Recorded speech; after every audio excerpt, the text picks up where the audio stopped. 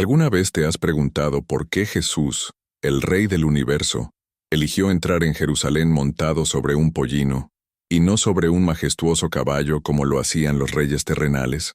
Lo que para muchos fue apenas una escena simbólica, en realidad es una de las claves proféticas más poderosas y ocultas de toda la Biblia Sagrada.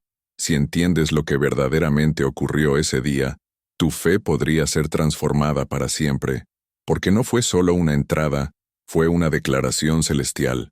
No, fue solo una multitud emocionada. Fue una cita con la eternidad. Jesús no improvisó ni actuó por emoción. Cada detalle, desde el lugar, el animal, el momento y hasta las palabras del pueblo, fue un cumplimiento milimétrico de profecías bíblicas que muy pocos han comprendido en profundidad. Y si alguna vez te has sentido pequeño, ignorado o sin propósito, este mensaje es para ti, porque entender por qué el Rey de Reyes eligió la vía de la humildad puede revelar el verdadero camino de tu destino espiritual. Este no es un video más, es una revelación que puede abrir tus ojos como nunca antes. Si estás buscando respuestas espirituales que pocos se atreven a revelar, suscríbete ahora y quédate hasta el final. Lo que estás a punto de escuchar puede cambiar tu forma de ver a Jesucristo, para siempre.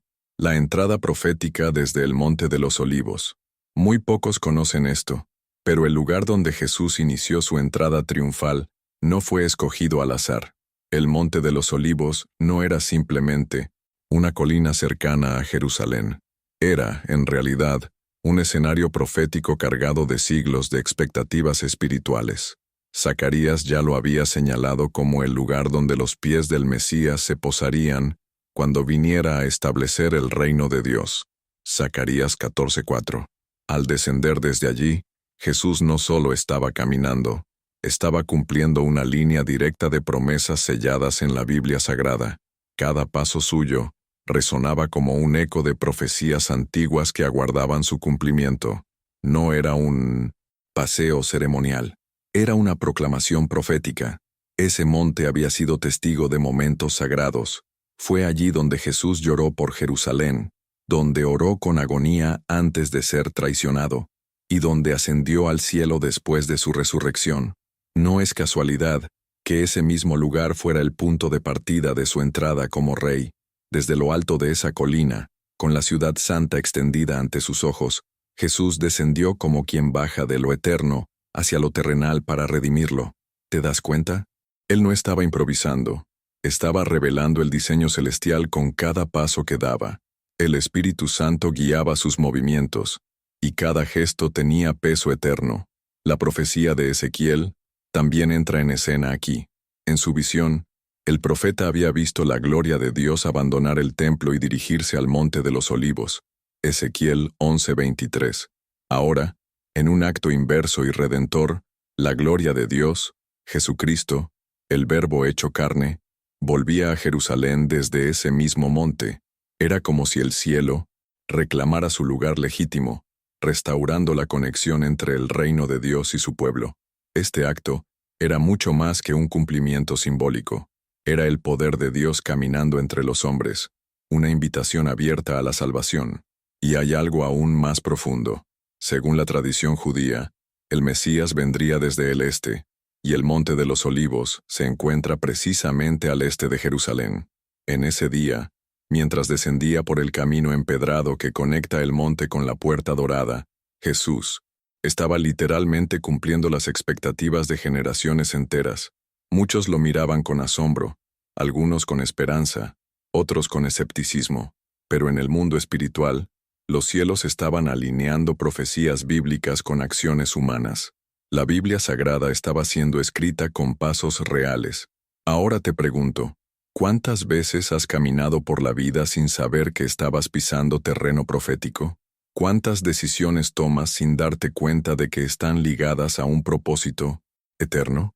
Jesús eligió su camino con total conciencia espiritual, enseñándonos que la fe verdadera no es aleatoria, sino guiada por la palabra de Dios. Si quieres vivir con propósito, comienza orando como Jesús lo hacía, buscando dirección en lo alto antes de moverte aquí abajo. Pero eso no es todo. Lo que viene a continuación puede cambiarlo todo. La elección del pollino como símbolo de paz y pureza. Si entiendes esto, tu fe no volverá a ser la misma, porque lo que parecía un simple detalle, un hombre montado en un pollino, es en realidad un mensaje del cielo a la humanidad. Jesús no eligió un caballo de guerra como lo hacían los reyes terrenales. No buscó el estruendo de la arrogancia ni la imponente figura de la fuerza militar. Eligió un pollino, un animal pequeño, humilde, nunca antes montado, porque venía como el príncipe de paz, no como un conquistador con espada. El pollino no solo transportaba a Jesús, también cargaba un mensaje divino. El reino de Dios entra con mansedumbre, no con imposición. Zacarías 9:9 ya lo había anunciado. He aquí, tu rey viene a ti, justo y salvador, humilde, y cabalgando sobre un asno. Esta profecía no era solo un símbolo, sino una declaración de identidad espiritual. Al elegir ese animal específico, Jesús mostraba que su reinado era completamente distinto al de los hombres. Él no venía a tomar el poder por la fuerza, sino a ofrecer salvación a través del amor, del arrepentimiento, de la transformación interior. Cada paso del pollino resonaba como un eco suave del corazón de Dios diciendo, vengo a ti, no para dominarte sino para abrazarte. Y hay algo aún más revelador. Según la ley mosaica, un animal nunca antes usado para el trabajo era considerado puro, reservado para fines sagrados. Este pollino nunca había sido montado. Era virgen de carga. En otras palabras, había sido preservado, como si hubiera sido apartado desde el principio, para un momento santo. ¿No es eso un reflejo del propio Jesús? Intacto en su pureza, apartado desde antes de la fundación del mundo, sin mancha ni pecado, consagrado para la obra redentora. El pollino era un espejo físico de su santidad espiritual. Pero hay un detalle que casi nadie enseña. Jesús les dice a sus discípulos que encontrarán al pollino atado y que deben desatarlo y traerlo. Marcos 11:2-3. Esta imagen es poderosa. Ese pollino representa también a cada uno de nosotros, atados por nuestras cadenas, ignorantes de nuestro propósito, esperando el llamado del Maestro. Cuando Jesús te llama, no es para que sigas como estás, es para desatarte, purificarte y usarte en algo eterno. Él no busca lo fuerte, lo perfecto, lo experimentado, busca lo disponible, lo dispuesto, lo humilde. Entonces, déjame hacerte una pregunta. ¿Estás dispuesto a ser el pollino sobre el cual el rey entre a tu ciudad, a tu familia, a tu generación? ¿O sigues atado a lo que otros dicen que eres? Hoy, a través de este acto aparentemente sencillo, Jesús te recuerda que lo puro, lo humilde y lo apartado son los vehículos del poder de Dios. No subestimes lo que parece pequeño. En el reino de Dios, la grandeza siempre empieza por lo que el mundo desprecia. Y hablando de expectativas, lo que viene a continuación revela una verdad aún más profunda sobre el momento exacto en que esto ocurrió. El contexto de la Pascua y la expectativa del Mesías. No fue un día cualquiera. No fue una entrada accidental. Jesús eligió entrar en Jerusalén precisamente durante la Pascua, la fiesta más sagrada, más concurrida y más simbólica para el pueblo de Israel. En ese tiempo, Jerusalén hervía de peregrinos. Familias enteras llegaban desde los rincones más lejanos del país para recordar la liberación de Egipto. Pero mientras el pueblo celebraba un éxodo pasado, Jesús se preparaba para inaugurar un éxodo eterno, no del yugo egipcio, sino del poder del pecado, la condenación y la muerte. Su entrada fue el prólogo del sacrificio final. Muy pocos lo entendieron, pero el Cordero de Dios estaba entrando al altar. En medio de esa multitud, el aire estaba cargado de expectativa. Los corazones anhelaban un Mesías, pero no uno crucificado. Querían a un libertador político, un líder militar que expulsara a los romanos y restaurara el trono de David. Muchos esperaban que ese hombre sobre el pollino diera un discurso incendiario o levantara un ejército, pero no fue así.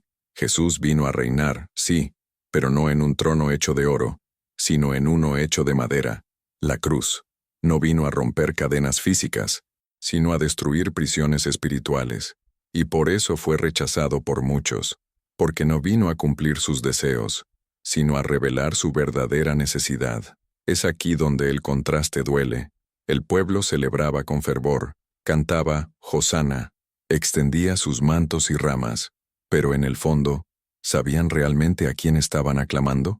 Jesús sabía que muchos de esos mismos labios que gritaban, «Salva ahora», pronto gritarían, «Crucifícale», y aún así, entró con amor, entró con un propósito, entró con la firmeza del que sabe que viene a cumplir la voluntad del Padre. Su entrada no fue para recibir aplausos, sino para ofrecer redención. ¿Cuántas veces nosotros también aclamamos a Dios por lo que esperamos que Él haga, y no por quien Él realmente es? La Pascua, en su esencia, era una preparación para ese momento. Desde los tiempos de Moisés, el pueblo sacrificaba un cordero sin mancha y marcaba sus puertas con su sangre, para que la muerte pasara de largo. Ahora, ese cordero sin mancha estaba a punto de ser sacrificado fuera de la ciudad, colgado de un madero. Su sangre no marcaría marcos físicos, sino corazones. Y esa sangre sigue hablando hoy, sigue invitándote a salir de la esclavitud del miedo, del pecado, del pasado. ¿Has aplicado tú esa sangre en tu vida? ¿O aún vives esperando a un Mesías que cumpla tus expectativas, sin rendirte al Salvador que Él verdaderamente es? Esta Pascua fue el escenario de un acto eterno. Jesús no fue sorprendido por los acontecimientos. Él los provocó. Él guió cada momento, sabiendo que estaba ofreciendo su vida por ti. Mientras miles comían pan sin levadura y recordaban el maná del desierto, el verdadero pan del cielo caminaba entre ellos, dispuesto a ser partido. Y mientras las casas se llenaban de olor a cordero asado, el Hijo de Dios se preparaba para hacer el sacrificio supremo.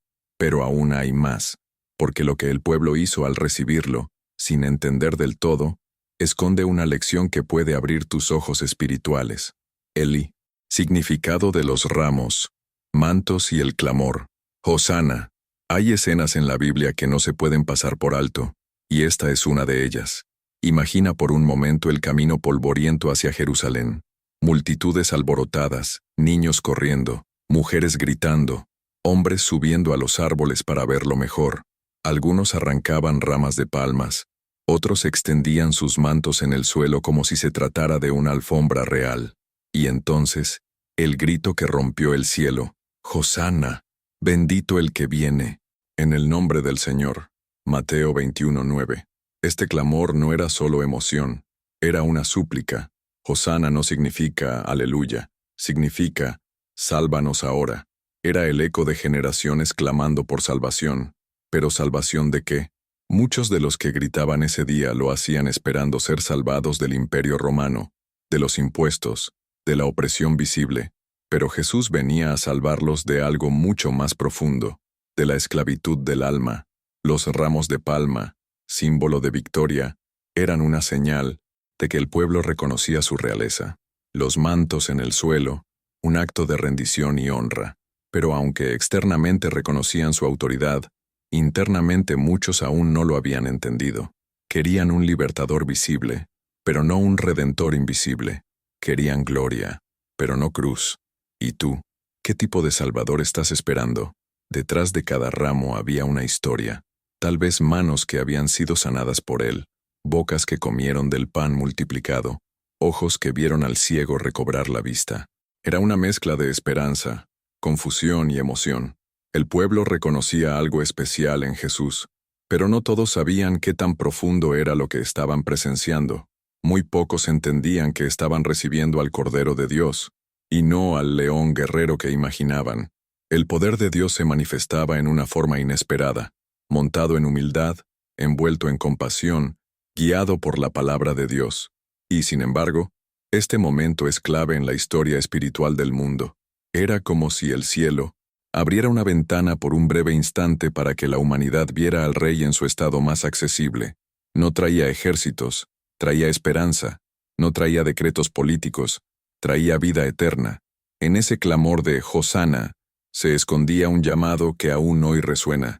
¿Estás dispuesto a abrirle el camino con tu corazón, con tus mantos, con tus ramas, con tu fe? Porque muchos lo recibieron en fiesta, pero días después lo abandonaron en silencio. La salvación no está en celebrar, sino en permanecer. Jesús no se dejó engañar por la multitud. Él sabía que aquellos gritos no durarían. pero aún así entró, porque no vino por aplausos, vino por obediencia. Él aceptó el reconocimiento momentáneo sabiendo que su verdadera coronación sería con espinas. Este acto nos enseña algo profundo. No se trata de cómo comenzamos a seguir a Cristo, sino de cómo permanecemos. ¿Sigues extendiendo tu fe como aquellos mantos, o ya los has retirado? Tú, Hosana, ¿sigue vivo en tus oraciones, o quedó atrás en una emoción pasajera? Pero hay algo más, algo que conecta este momento con una revelación final, que cambiará tu visión para siempre. El contraste entre la primera y la segunda venida de Cristo. Casi nadie enseña esto así, pero la entrada de Jesús en Jerusalén sobre un pollino no fue solo un acto humilde, fue una señal profética de algo mucho más grande, la primera y la segunda venida del Mesías. En su primera entrada, Jesús vino montado en un animal de carga, símbolo de mansedumbre, dispuesto a cargar el peso del pecado del mundo. Vino con lágrimas, con compasión, con el corazón abierto, pero la Biblia Sagrada no termina ahí. Apocalipsis 19 nos muestra un cuadro radicalmente distinto. Cuando Él regrese, lo hará sobre un caballo blanco, con ojos como llamas de fuego y en su muslo escrito, Rey de Reyes y Señor de Señores. Este contraste es poderoso. La primera vez vino para salvar. La segunda, vendrá para juzgar. La primera vez, ofreció su cuerpo como sacrificio. La segunda, sobre las derramará. Naciones. Y esto nos deja una pregunta urgente. ¿En cuál de sus venidas te encontrarás con Él? Porque mientras el mundo celebraba su entrada con ramas y cánticos, Jesús miraba más allá, hacia el tiempo en que vendría con poder, no ya para ser juzgado, sino para establecer su reino de forma definitiva. La entrada triunfal fue solo una sombra del retorno glorioso que se aproxima. Zacarías 14 profetiza que sus pies volverán a tocar el monte de los olivos, el mismo lugar donde comenzó esta historia. Todo está conectado. Cada detalle de su entrada en Jerusalén apunta hacia su regreso. La puerta que una vez se abrió para el Mesías humilde, se cerrará para todo lo demás, y se abrirá de nuevo solo para el Rey de Gloria. Este es el mensaje oculto que muchos pasan por alto. La gracia que nos visita hoy es la misma que pronto vendrá en gloria. Si hoy ignoramos al Salvador que viene en paz, mañana enfrentaremos al juez que vendrá con justicia. La fe no es una emoción, es una preparación. Por eso este mensaje no es solo histórico, es profético. Así como el pueblo de Israel esperaba su llegada y no lo reconoció, muchos hoy viven distraídos, ocupados, ajenos al tiempo espiritual que vivimos. Pero tú no estás aquí por casualidad. Esta palabra llegó a ti porque el Espíritu Santo está tocando tu conciencia. Jesús sigue viniendo. Cada día llama a tu puerta. Cada oración es una visita divina. Cada versículo es una campanada del cielo. ¿Estás preparado para recibirlo en su gloria? ¿O seguirás viéndolo solo como un maestro bueno y no como el Señor eterno? La elección sigue siendo tuya. Hoy, Él aún viene como el Rey montado en humildad, llamando a tu corazón, ofreciéndote salvación, vida eterna, restauración, propósito. Pero llegará el día en que la puerta se cerrará, como en los días de Noé, y ya no habrá tiempo para clamar, Hosana. Habrá llanto y crujir de dientes. No digas que no fuiste advertido. Este es el tiempo de volver, de arrepentirse, de abrazar la palabra de Dios con todo el alma. Porque si comprendes el poder de su entrada, estarás preparado para su regreso. Y ahora que ya viste lo que pocos ven, llegó o momento de revelar todo como una fuerza que ninguém espera. Jesús no eligió un caballo, eligió un pollino. Y esa decisión, aparentemente simple, sigue gritando a los corazones humildes hasta hoy. Yo no vine a buscar poder, vine a buscarte a ti.